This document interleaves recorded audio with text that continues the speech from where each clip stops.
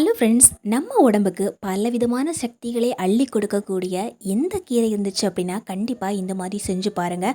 அப்புறம் ஒவ்வொரு நாளும் இதை செய்யணும்னு அப்படி தான் நினைப்பீங்க. அந்த அளவுக்கு ரொம்ப டேஸ்டியாகவும் இருக்கும்.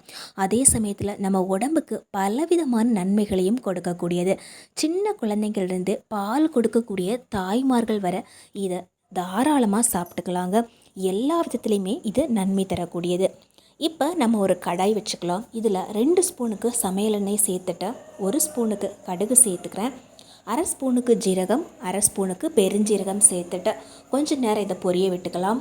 இப்போது ஒரே ஒரு பெரிய வெங்காயம் கட் பண்ணி வச்சுருக்கிறேன்.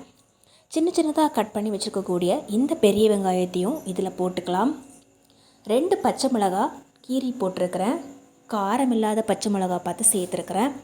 இதையும் சேர்த்து ஒரு முறை நல்லா இந்த மாதிரி வதக்கி எடுத்துக்கலாம். ஓரளவுக்கு கண்ணாடி பதம் வர்ற அளவுக்கு நம்ம வதக்கினா போதும். ரொம்ப நேரம் வதக்கணும்னு அவசியம் கிடையாது. இப்போது இதுக்கு தேவையான அளவுக்கு உப்பு சேர்த்துக்கலாங்க. 1 ஸ்பூனுக்கு கல்லுப்பு சேர்த்துக்கிறேன். இவ்வளோ நாளும் நம்ம கீரை பொரியல் செஞ்சுருப்போம், கீரை குழம்பு செஞ்சுருப்போம், கீரை கடையல் செஞ்சுருப்போம். ஆனால் இந்த மாதிரி ஒரு ரெசிபியை நீங்கள் செஞ்சுருக்கவே மாட்டீங்க. இப்போது ஓரளவுக்கு நல்லா வதங்கினதுக்கு அப்புறமா 2 தக்காளி மீடியம் சைஸில் இருக்கக்கூடியது கட் பண்ணி எடுத்துருக்கிறேன். சின்ன சின்னதாக கட் பண்ணி இதையும் சேர்த்து நல்லா இந்த மாதிரி வதக்கி எடுத்துக்கலாங்க. நல்ல ஒரு கறிக்குழம்பு வாசனையிலே இருக்கும் நம்ம இந்த மாதிரி செய்யும்போது. இப்போ ஓரளவுக்கு நல்லா வதங்கிடுச்சு. கறி குழம்பை விடையும் ரொம்ப டேஸ்ட்டாகவும் இருக்கும் அப்படின்னு கூட சொல்லலாம். கீரையில் நமக்கு இந்த அளவுக்கு வாசனையாக, இந்த அளவுக்கு டேஸ்டியாக செய்ய முடியுமா அப்படின்னு நீங்கள் நினச்சி கூட பார்த்துருக்க மாட்டீங்க. இப்போது இதுக்காக நான் இன்றைக்கி பாலக்கீரை எடுத்துருக்கிறேன்.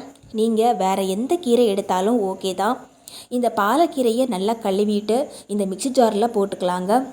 பாலக்கீரை பார்த்திங்கன்னா நிறைய சத்துக்கள் உடையது. நம்ம உடம்புல நல்ல ரத்தம் ஊறுறதுக்கு நல்லாவே ஹெல்ப் பண்ணும். இதில் நிறைய ஆன்டி ஆக்சிடென்ட்ஸ், நிறைய விட்டமின்ஸ் இருக்குங்க.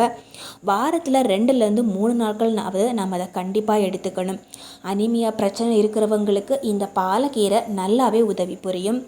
இப்போது இதுக்கு தேவையான அளவு தண்ணி, ஒரு 1/4 டம்ளர் அளவுக்கு தண்ணி சேர்த்துருக்கிறேன். இதை இப்போ நம்ம நல்லா அரைச்சி எடுத்துக்கலாம். நம்ம போட்டிருக்கக்கூடிய தக்காளி வெங்காயம் நல்லா வதங்கிடுச்சு. இப்போ இதுக்கு நம்ம மசாலா சேர்த்துக்கலாங்க. மசாலா பார்த்திங்கன்னா 2 ஸ்பூனுக்கு நான் குழம்பு மசாலா தூள் சேர்த்துக்கிறேன். 1/4 ஸ்பூனுக்கு கரம் மசாலா சேர்த்துக்கிறேன். 1/4 ஸ்பூனுக்கு சிக்கன் மசாலா சேர்த்துக்கிறேங்க. நீங்கள் வெறுமனே கரம் மசாலா சேர்த்துக்கிட்டீங்க அப்படின்னா 1 ஸ்பூனுக்கு கரம் மசாலா சேர்த்துக்கலாம். சிக்கன் மசாலாவை ஸ்கிப் பண்ணிக்கலாங்க. இப்போ ஒரு முறை இந்த மாதிரி நல்லா வதக்கி எடுத்துக்கலாம். நம்ம போட்டிருக்கக்கூடிய மசாலா இருக்கக்கூடிய அந்த பச்சை வாசனை எல்லாம் போகணும், அவ்வளோதான்.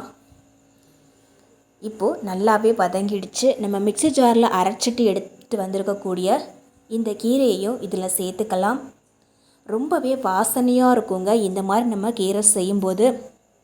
நிறைய பேர் சிக்கன் குழம்பு அந்த மாதிரி தான் ரொம்ப விரும்பி சாப்பிடுவாங்க. இந்த மாதிரி கீரை குழம்பு சாம்பார்லாம் வேணாம் அப்படின்னு சொல்லுவாங்க.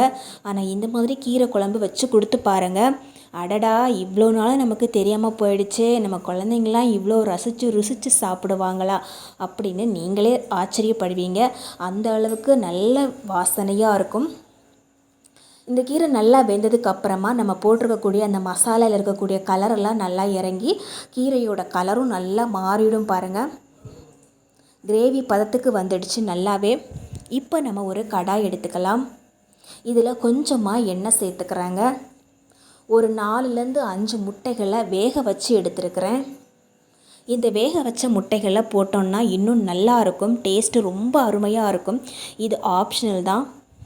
உங்களுக்கு பிடிச்ச முட்டை சேர்த்துக்கலாங்க, இல்லைன்னா விட்டுருங்க.